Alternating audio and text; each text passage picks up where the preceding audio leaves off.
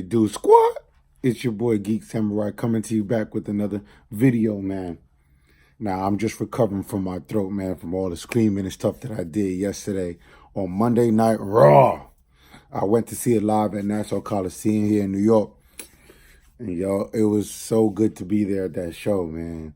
The live tapings, everything. I haven't been to a Raw live since 2000, since I was 7. That's a long time ago, bro. Long time ago. It was so good to be at Monday Night Raw, man. I felt the excitement that I did as a kid when I used to watch The Rock and Stone Cold, Taker, Kane, DX. It felt so freaking good, man. This Monday Night Raw, to me, it was amazing because of the fact that it was the Raw after a pay-per-view. And usually the Raw after pay-per-views are good. They're usually really, really good. Not all of them, but some of them. Especially, I wish I went to the Raw after WrestleMania. Those are the best. But this one was still good because Extreme Rules last night was amazing, bro. Amazing. I give WWE all the credit in the world. And tonight's Raw was very important because Paul Heyman has full creative control over Monday Night Raw. Facts. So I wanted to see everything. I wanted to see how it unfolds. Now that Brock is the Universal Champion, I want to see how that unfolds. And speaking of that, we segue right into that. So the first opening, the first promo that came out for Monday Night Raw was in fact Brock Lesnar. I was there, so as soon as I heard his music come on, and I'm not a Brock Lesnar fan at all, but when his music came on, man, oh my gosh, I felt that through the whole Coliseum, bro, through the whole arena. Bruh. All you see is Brock come out. He's there bopping his head already like he's Disco Brock, Boombox Brock when he was Mr. Beast in the Bank. He takes off the belt. Of course, you see Paul Heyman right there. He takes off the belt and he starts doing to his own music. Dun, dun, dun, dun, dun, dun, dun, dun, dun, dun, dun. And he just looks so happy. Brock Lesnar looks so happy that he won the Universal Championship for a third time. It was good. It was good to see that because I'm usually not a Brock Lesnar fan. I don't like the fact that he holds that title hostage. But for the future feuds that's coming up, we'll see. We still see what kind of feuds he has going into SummerSlam. I mean, we're going to get into it. So we see him come out. Paul Heyman standing beside him. They walk down to the ramp. Brock Lesnar still, just stroking his ego or whatever. Paul Heyman starts to cut a promo. And hearing it live, man, Paul Heyman is short live, man. It looked like on TV when you're watching it, the cameras are filming him going up. So it looked like Paul is bigger and taller on the camera. That's a short dude. That is a short guy, bro. I mean, come on, son. Well, anyway, he starts talking about the promo, talking about, oh, I don't lie. I'm Paul Heyman. And I'm the advocate for the new reigning, defending, undisputed Universal Heavyweight Champion of the world, Brock Lesnar. And he starts going in, talking about, I didn't lie. I gave you all the spoiler. I told you what was going to happen, and it happened. But he said he wants to give opportunity to other superstars across WWE, the main roster. He wants to give opportunities for many other superstars.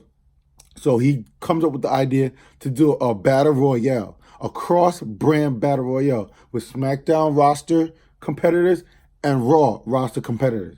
So we had Rey Mysterio, Sami Zayn, Roman Reigns. We had Braun Strowman, Seth Rollins, Bobby Lashley, Randy Orton, Cesaro, Braun Strowman, Big E, and Baron Corbin. That's all going to be in the main event of Monday Night Raw.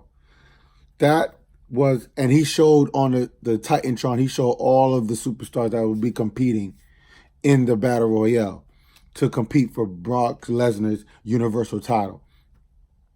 Seeing it live, man, is so much different.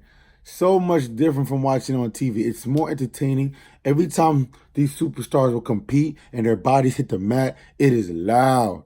It is so freaking loud. So Paul Heyman finishes that promo. Him and Brock Lesnar finally about to leave. But when they get out the ring, they're by the steel steps. And before they go up the ring, here comes Ricochet out of nowhere, the one and only. I mean, that's bold. To cut off Brock Lesnar's music as he walks away, that's bold. I'm telling you, Paul Heyman likes Ricochet. That's why he told Ricochet to do this. This is all Paul Heyman doing this because he's going to push Ricochet as well. He's going to push Ricochet and Braun Strowman. So to see Ricochet come out, and then when he comes out, you know, he does his entrance, he runs, but he didn't really run all the way past Brock Lesnar. He just looked at him, and then he entered the ring. He barely looked at him, though. It was like a quick glance, and then he walked into the ring. Like Brock Lesnar is irrelevant. Brock Lesnar is the Universal Champion. It don't matter. I'm the future. He comes in, he does his flip off the rope. Toma does the moonsault, lands in the center of the ring, and then he goes up on the turnbuckle, and he's just saluting the crowd, raising his hands up. It was good to see that, man. That was bold, man, because Brock Lesnar would throw him like a rag doll, too. But Ricochet is here, and he's ready to compete. So this happened to be a 2 out of 3 falls tag match. I mean, it was okay, man, when he came out. It was supposed to be a 2 out of 3 falls, you know, 6-man tag with Ricochet and the Usos versus the Revival and Robert Roode. But you can't really call him Robert Roode anymore because he cut off that caterpillar mustache. We can't have 2 caterpillars in WWE. We have Otis Tucker. We have Otis, who does the caterpillar, and we can't have that caterpillar mustache for Bobby Roode. So he cut that off. And it was okay. I mean, out the gate, Ricochet was looking strong, bro. He got the first pin. I forgot who he pinned. But the second fall, I mean, the first pin was really good because it was quick. I think it was on Robert Roode. It was quick, and then all of a sudden, it was since it's 2 out of 3 falls, the second pin went to, I think, Robert Roode, if I'm not mistaken. Then it cut to a commercial break because it was live. So I thought the wrestlers were going to relax or rest. No, they just kept going at it. They kept going. They kept wrestling. Even when it went to commercial, when they came back, they continued. But at the end, it was Ricochet and the Revival who got the pin. Ricochet got the final pin, and they were the ones to beat up the Revival. And then all of a sudden, a brawl broke out because here comes, the music didn't even come out. Here comes AJ Styles and the Club, the Good Brothers. They come out, and Ricochet's looking right at them. It looked like they came out to taunt Ricochet for losing his title last night. And then a brawl ensues outside on the ramp between the Club, the Usos, the Revival. Everybody's going ham, man. Everybody's going ham. And the Club looked strong because they finally ended up back in the ring, and they put a beating on Ricochet once again. You know what I'm saying? You know, the Good Brothers, they hit that Magic Killer, and then AJ Styles hit his phenomenal forearm. So it was good to see that, man. The Club is looking strong. The Club is looking solid. I love it. I freaking love it. Now, the next match we had on the night was the Viking Raiders versus Rennie Bruner and Jackson James. Now, this was a commercial break before the Viking Raiders came out. It was another squash match. I got up and went. That was like a mid-card match or a squash match. I got up and left, took a piss, bought a beer. You know what I'm saying? Bought some Merc.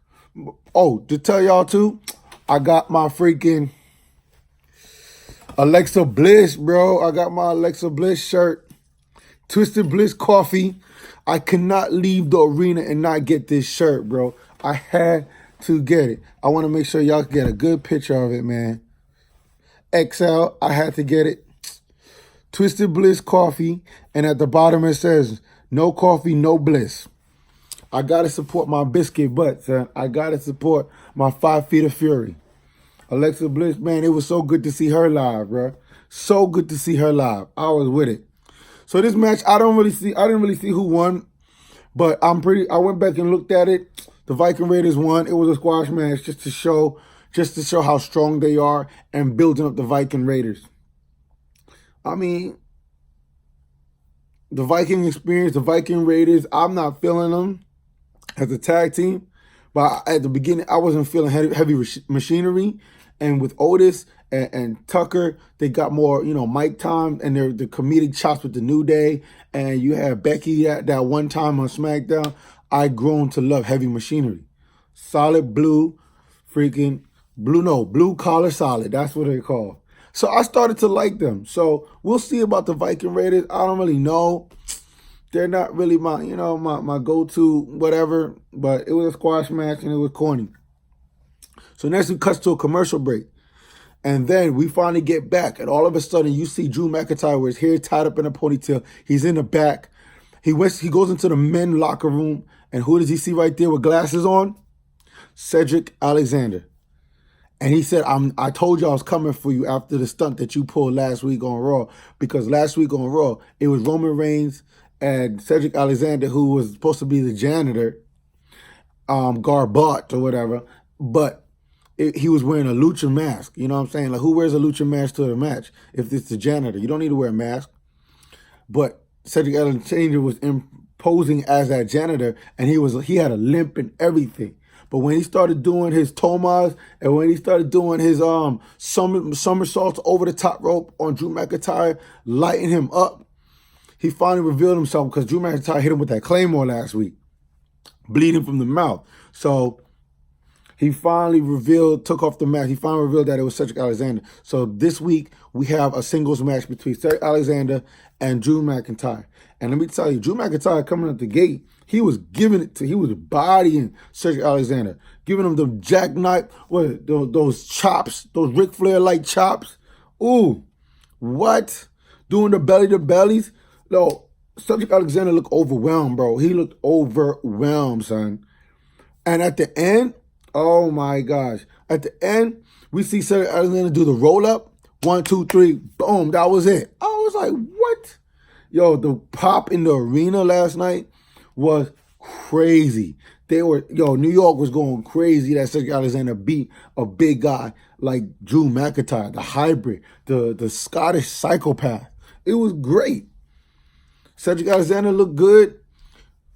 There's no shame in Drew McIntyre. He still looks strong, but he just got, every now and then you got to get a roll up on a bigger star.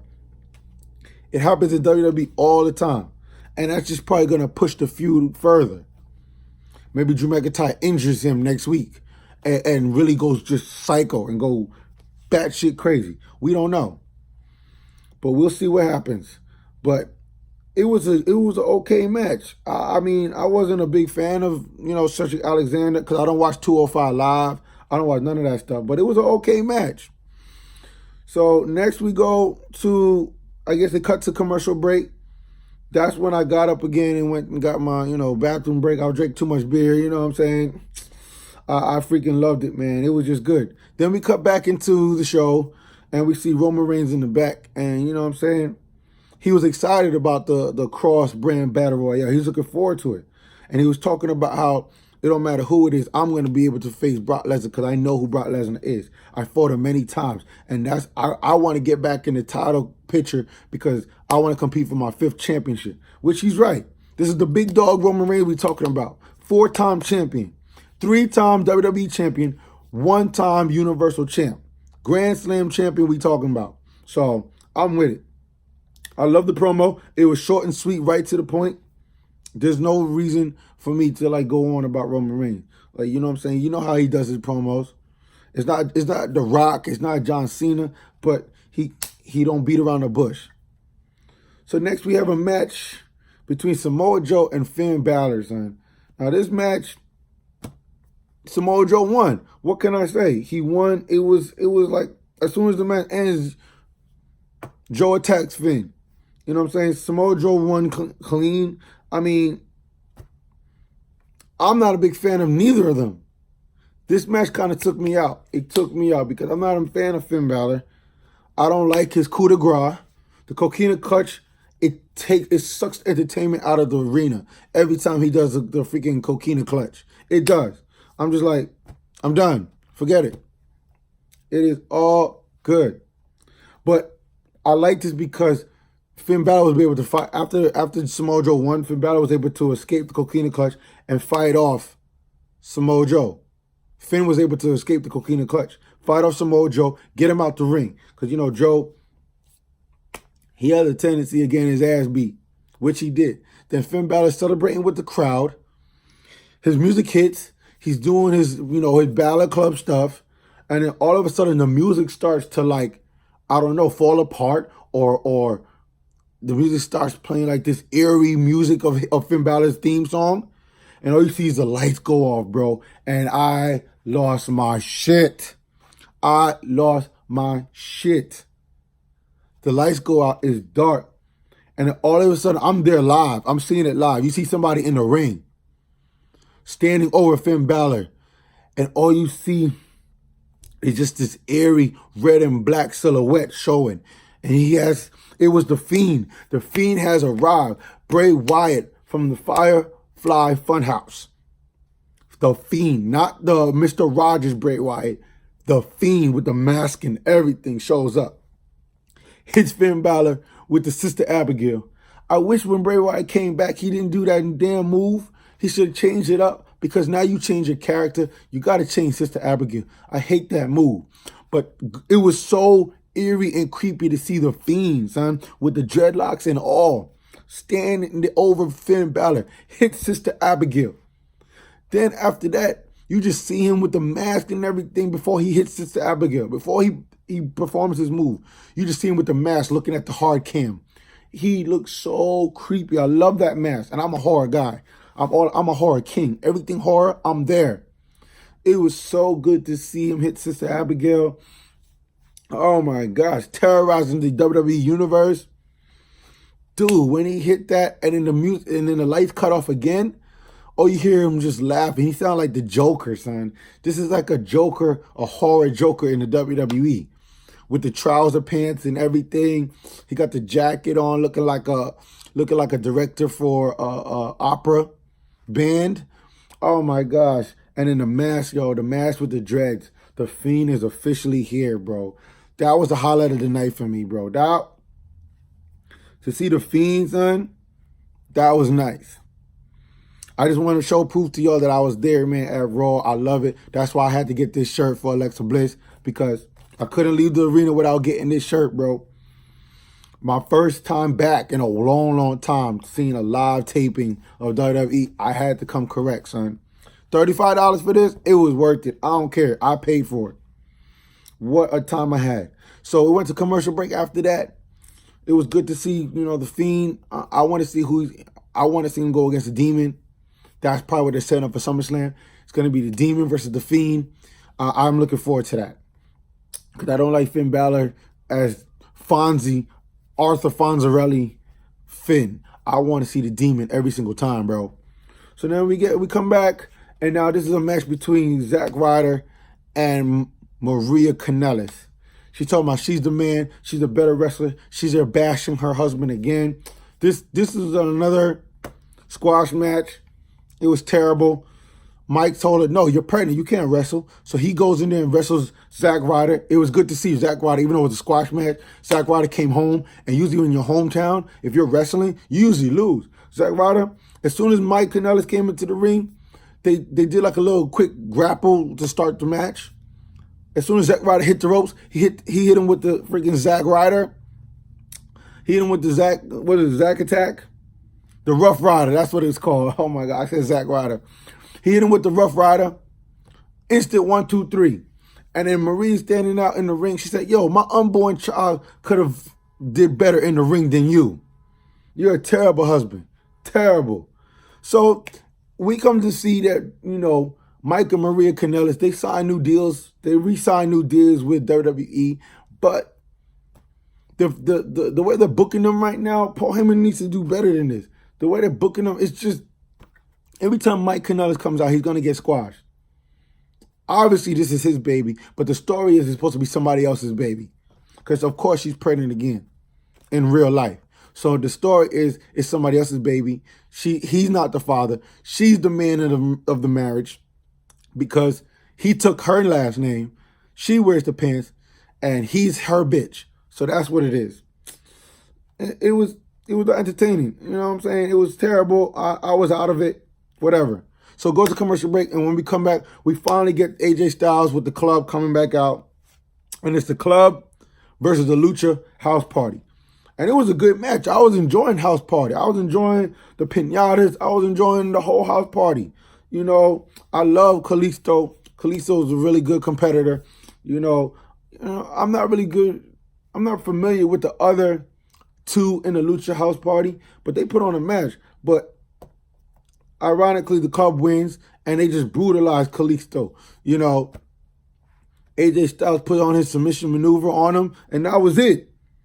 Kalisto tapped, but AJ Styles didn't let go. He just kept doing calf crusher, calf crusher, calf. The referee's trying to get him up. The club and everybody's cheering him on. It's crazy. Then AJ Styles kicked Kalisto out the ring. That was it. I feel like it was another squash match. There were some good spots where Kalisto did a Toma with no hands. I liked some of the movements that, Grand Metalik and all of them were doing. But ironically, the club was just, they were squashing them. So, yeah. Now, we go to commercial break, and when we come back, I had to buy this shirt. I bought the shirt right before this match at that commercial break because I had to do another bathroom break. I had like one beer, but still, I had to go to the bathroom. And I had to get my shirt because I love Alexa Bliss. So we come back, and now this is the match, a fatal 4-way match between Naomi versus Alexa Bliss, my goddess, my biscuit butt, versus Natalya versus Carmella. And this was a long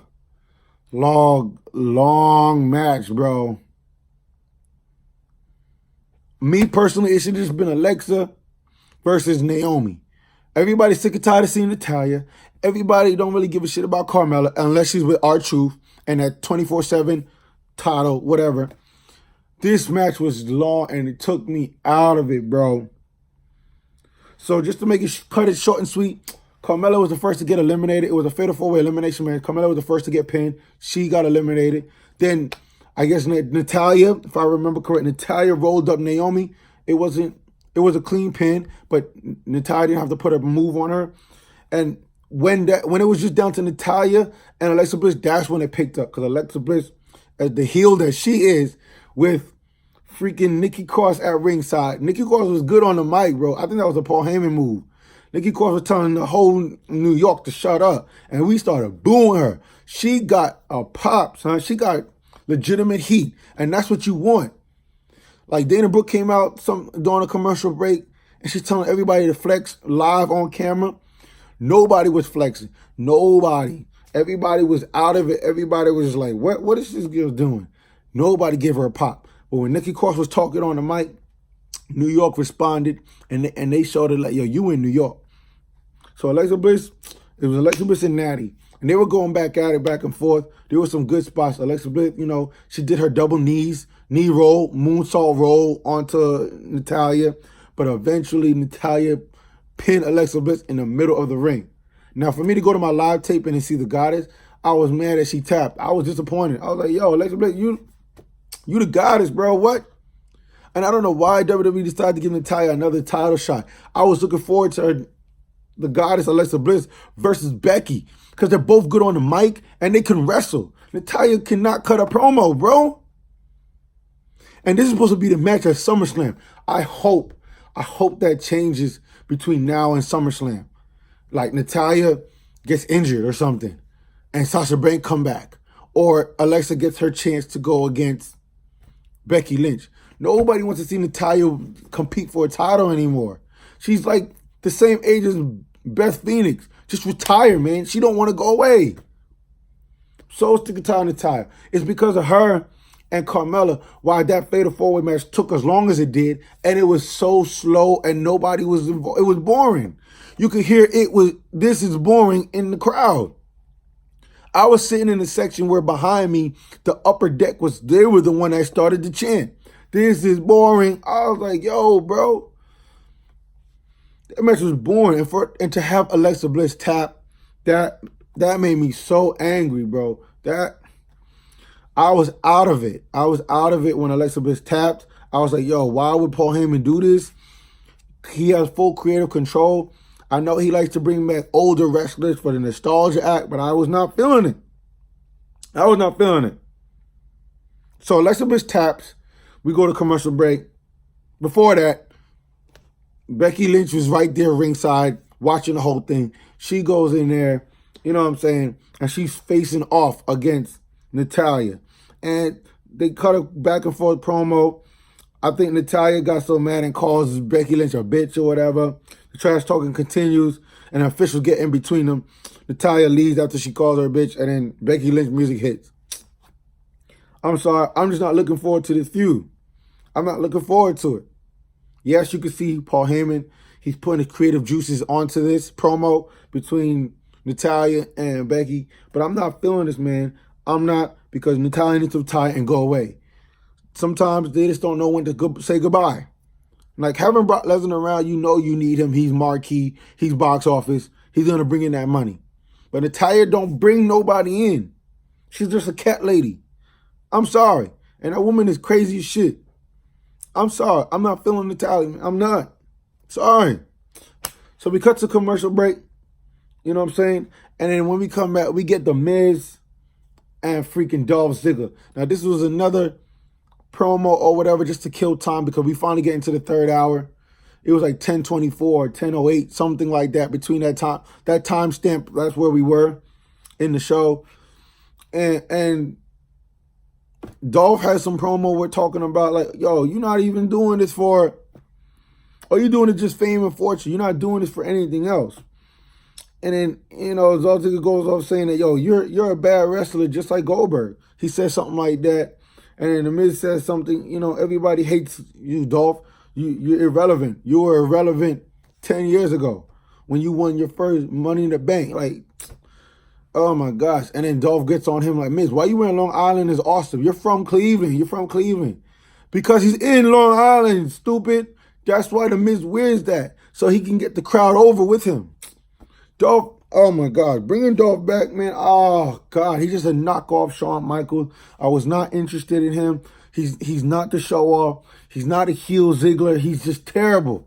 Go away. Go away, bro. We don't want you. We don't need you. You trash. Go away. So Dolph Ziggler said something after that where The Miz finally lost it. Where he said, when he talked about Miz, like, you're only in it for the fame and fortune, just like your wife. It wasn't even offensive. I didn't feel offense to it. But of course, Miz, when you mention his wife or his dad, that's his family. That's his. Don't talk about his daughter. Don't talk about his wife.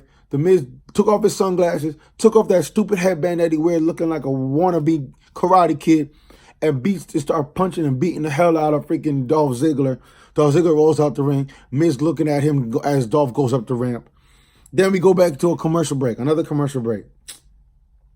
I love this right here, because when we get back, now we get into the 24/7. Drew McIntyre is ready to consummate his marriage. He's ready to beat the sheets with his wife, Renee Michelle. You know, he's in the room in his robe and everything. He's telling her, hurry up, hurry up. It's time to go. It's time to go. Hurry up. We gotta consummate this marriage, bro. I'm ready. Let's get it. So he's finally ready to consummate his marriage. He's finally ready to just beat the sheets. She said, oh, I'll be right there. I just ordered champagne. This guy takes off his freaking robe. He got the championship around his waist. Look like he's butt naked in the bed, posing, waiting for her. She's like, yo, why you order champagne? I'm ready, dude. I got rose petals. I got a bouquet of roses and stuff full of thorns. I hurt myself. So he's ready to consummate his marriage. He's ready to get it on. She finally comes back to the bed. She gets into the bed. He tells her, get in the bed, get in the bed. She looks like she's about to take off her robe. They about to get it on. And all of a sudden, all you see is Drake Maverick go up to the guy who's pouring the champagne. Hey, I know you. And the guy takes off his clothes. It's a referee. And now Drake, I keep calling him Drew McIntyre. It's Drake Maverick. He looks under the bed, seeing if somebody's ready to challenge him for the 24/7 title. And here comes R-Truth, who's underneath the champagne table that the hotel waiters bring to the room. He's under it. You see his head come out. And he rolls up a naked ass Drake Maverick. He couldn't get the 3-pin. He got 2-pin. And then all of a sudden you just see R-Truth just freaking pounce on Drake Maverick on the bed where his wife is. And he finally gets to roll up 1, 2, 3 on the bed, on the roses, on the bed, on his wife. He could not consummate the marriage, and he lost his title. Well, it looked like he ain't going to be getting it on 24/7. I love it, man. Kudos to Drake Maverick and R-Truth for keeping his belt creativity alive, man. I love it. I love everything they're doing with this belt. I love everything they're doing with it. I thought it was going to be like another hardcore title where you could pin them anywhere. You could use candlesticks and ladders and all. Nah, bro. It was good. It was good. We cut to a commercial break, and now we get to the 10-man battle royale. We said everybody get the entrance music. First to get eliminated in this match was Cesaro, which I was mad that Bobby Lashley picked him up like that because Cesaro is pretty damn strong. He's a freaking Swiss Superman, Swiss cyborg. Bobby Lashley's all ribbed up and everything. I don't want to waste any time with his entrances. So we see Cesaro the first to get eliminated. Then Braun Strowman and Bobby Lashley go at it. Braun Strowman tells him, you're going to get these hands. He got these hands, punch him in the ribs. He finally eliminates Bobby Lashley. And then we get Big E, who picks up Braun Strowman and hits his special maneuver on him. We thought that Big E was about to eliminate him. All of a sudden, Braun Strowman eliminates Big E after just doing a big-ass thing because Randy Orton started RKOing everybody.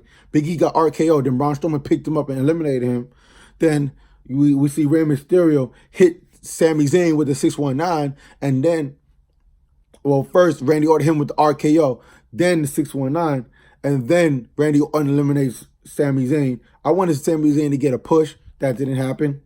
And so then we have Rey Mysterio and Randy Orton go at it for a little bit. But Baron Corbin throws Rey Mysterio out the ring. And then we get down to Braun Strowman, Baron Corbin, Seth Rollins, Roman Reigns. It's those four that's left. They're going at it. Of course, the first one to get eliminated is Baron Corbin. He gets eliminated. Then Braun Strowman and Roman, they're on the end of the rope. It looked like Braun Strowman was about to eliminate Roman, but Roman held on to the ropes. And then he's pulling Braun Strowman over the ropes. Here comes Seth Rollins. He eliminates Roman and Braun Strowman. So then it comes down to Seth Rollins and Randy Orton. And we thought that Randy Orton was going to finally get that rematch from SummerSlam in 2012, I believe it was, when he went against Brock Lesnar at SummerSlam, and Brock Lesnar left Randy Orton in a pool of blood. I thought that was going to be Randy Orton versus Brock Lesnar part 2 for this year's SummerSlam. Nope. Seth Rollins hits the curb stomp on Randy Orton, throws him out the ring.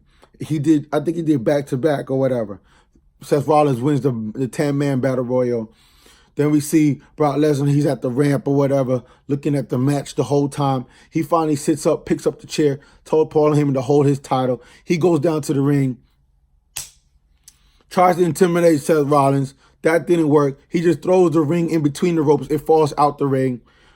Brock Lesnar goes back up the ramp. Seth Rollins amped and everything, ready to get it on. It didn't happen. That's the end of Raw.